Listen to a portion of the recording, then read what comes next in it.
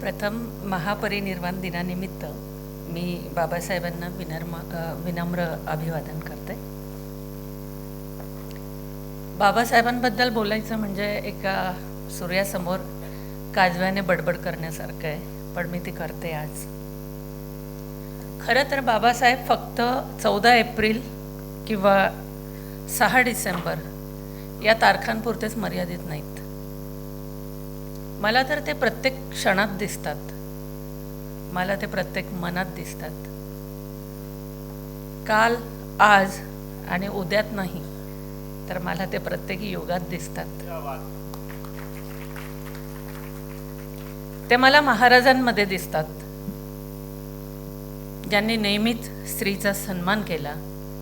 18 पगड जातींना बरोबर घेऊन, 18 पगड मावळे बरोबर घेऊन त्यांनी साम्राज्य, स्वराज्य स्थापन केले. त्या महाराजांमध्ये मला बाबासाहेब दिसतात. बाबासाहेब मला शाहू महाराजांमध्ये दिसतात, ज्यांनी समाजातील वंचितांसाठी निर्भीडपणे काम केलं, त्यांच्या उद्धारासाठी काम केलं, त्यांना जगण्याची उर्मी दिली. त्या शाहू महाराजांमध्ये मला बाबासाहेब दिसतात.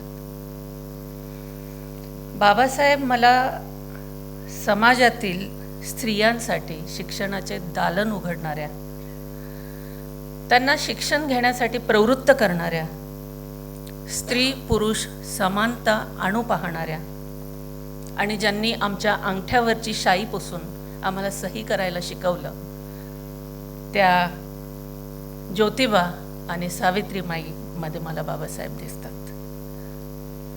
बाबासाहेब दिसतात ना मला, अहिल्यादेवी होळकरांमध्ये दिसतात, ज्यांनी आयुष्यभर, त्यांचं आयुष्यच एक स्वाभिमान होता. त्यांनी स्वाभिमान शिकवला सगळ्यांनाच. त्या स्त्रियांना स्वाभिमानी जगण्याला प्रवृत्त करणाऱ्या अहिल्याबाई होळकरांमध्ये मला दिसतात. बाबासाहेब मला माझ्यात पण दिसतात, कारण त्यांच्यामुळेच मी इथे उभी राहून माझं मत निर्भीडपणे व्यक्त करू शकते. धन्यवाद.